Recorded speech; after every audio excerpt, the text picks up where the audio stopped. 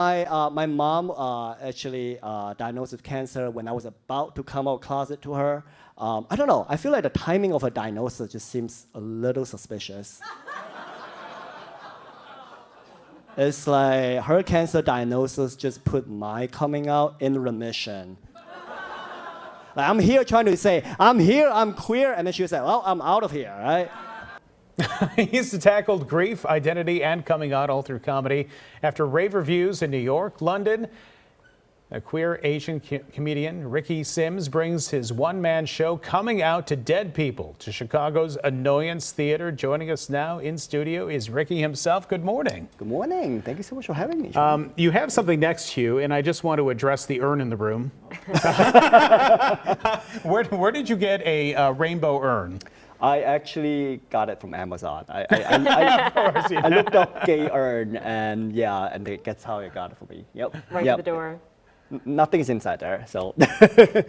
So talk about your act. Where did you come up with, hey, I want to be a stand-up in my life? Yeah, sure. So I started writing about the show probably a couple years after my mom passed, and there was just a lot of like grief and the wondering of what my mom would have thought, had she still alive. I think that was during the time of It Gets Better campaign started, and just the LGBT movement is just very different compared to the time that my mom was still alive. So I kind of put together an essay, and then I didn't have any courage to kind of talk about it on stage until many years later, graduated from law school. Yeah, I got a law degree to be a stand-up comedian, basically. Yeah, so I graduated from law school, and then I started kind of doing stand-up, and then I was like, I talk a lot about coming out to my dad, and a lot of audience members said, what about your mom? I was like, well, my mom passed.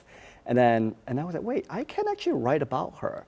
So which is what I did, and I think that's also the time I started kind of watching a lot of like comedians who kind of tackle grief with humor, and then it just kind of allowed me to find a lot of like freedom and liberation in kind of like talking about that and kind of reimagine what could have happened. Do you feel like it was therapeutic for you to kind of talk about it and kind of deal with all that? Yeah, definitely. I think it is, and I think it's also kind of helping a lot of people that within the community, whether it's in the Asian communities or with the LGBT community, or even people who dealing with grief, because I think a lot of the Asian or even different kind of cultural family, the affection and the emotions usually not expressive, right? So how do you express acceptance in that way, right? So I think that's one of the topic or the subject that the show is trying to tackle. How do you change your act depending on which audience you have? If you have a predominantly Asian audience, do you do a different act than if you have a predominantly gay audience?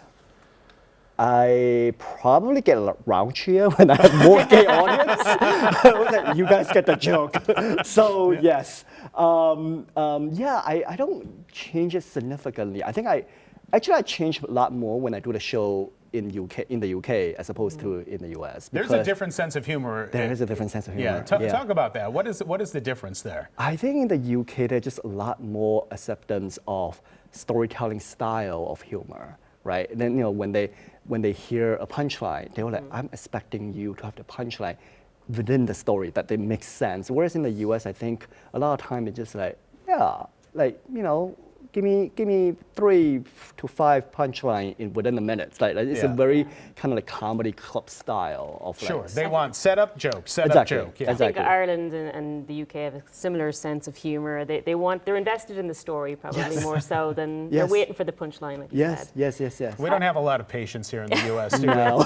No, that's true. Welcome to TikTok. Was it to get yourself up on stage and actually do comedy? Because that's quite difficult in itself, in addition to everything else you've dealt with.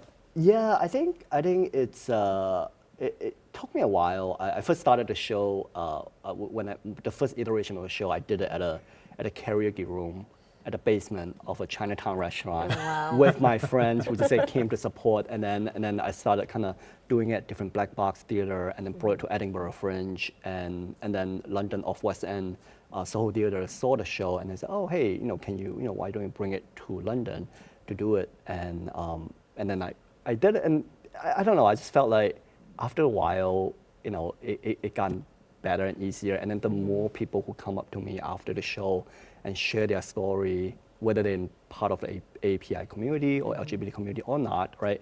And it kind of gave me courage to continue talk about the story and share the story.